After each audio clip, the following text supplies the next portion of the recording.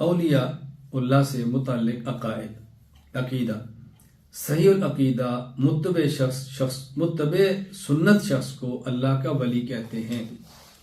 اللہ کا ولی وہ ہوتا ہے جو مومن ہو اور متبع سنت ہو، سنت کی اتباع کرے۔ ولی سے کشف کوئی ضروری نہیں، ولی سے کرامت کوئی ضروری نہیں، متبع سنت ہونا ولی کا یہ ضروری ہے۔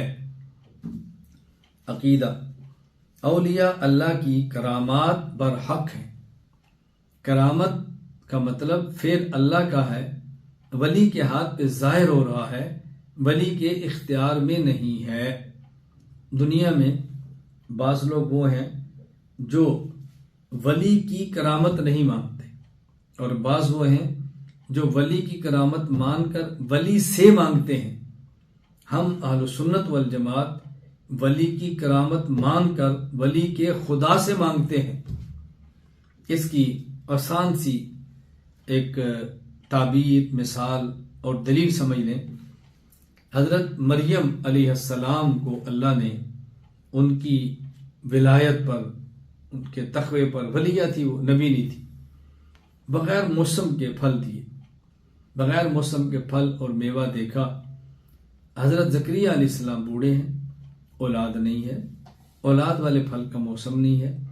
حضرت مریم کے پاس پھل کو دیکھا تو زکریا علیہ السلام نے اللہ سے دعا مانگی، یا اللہ آپ نے مریم کو بغیر موسم کے پھل دیا ہے، موسم اولاد کا میرا بھی نہیں، بوڑھا ہوں، بغیر موسم کے مجھے بھی دے۔ عیسائیوں نے حضرت مریم کو دیکھا، بغیر موسم کے پھل ان کے پاس ہیں، وہ کھا رہی ہیں، تو عیسائیوں نے حضرت مریم سے مانگنا شروع کر دیا، بغیر موسم کے خود کھاتی ہو، ہمیں بھی دے دو۔ تو زکریا علیہ السلام نے حضرت مریم کی کرامت کو دیکھا تو مریم کے خدا سے مانگا۔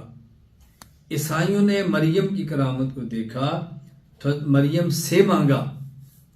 ولی کی کرامت کو دیکھ کر ولی سے مانگنا یہ عیسائیت ہے، اور ولی کی کرامت کو دیکھ کر ولی کے خدا سے مانگنا یہ اسلام ہے۔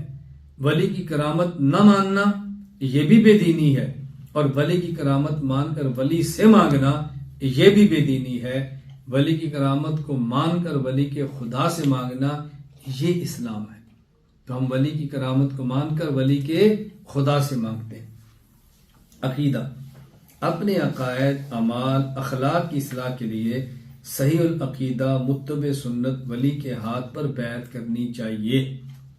بیعت کے متعلق سمجھ لیں۔ نمبر 1، بیعت کا مطلب ہے اپنا ہاتھ کسی کے ہاتھ میں دے کر شریعت کی رہنمائی حاصل کرنے کے لیے اس کو اپنا بڑا مان لینا۔ بیعت کا مقصد اپنی اصلاح کرنا اور دوسروں کی اصلاح کی فکر اور کوشش کرنا۔ بیعت کس شخص سے کرنی ہے؟ نمبر 1، وہ متبع سنت ہو۔ نمبر 2، اپنے شیخ کا صحبت یافتہ ہو۔ نمبر 3، اپنے شیخ کا خلافت یافتہ ہو، شیخ کی صحبت میں بھی رہا ہو اور شیخ نے اس کو بیعت کرنے کی اجازت بھی دی۔ نمبر 4، اس سے آپ کا مزاج ملتا ہو۔ نمبر 5، اس سے آپ کا رابطہ ہوتا ہو۔ اور بیعت کا فائدہ کب ہوگا؟ جب مرید اپنے حالات کی اپنے شیخ کو اطلاع دے گا اور شیخ سے ملنے والی ہدایات کی اتباع کرے گا۔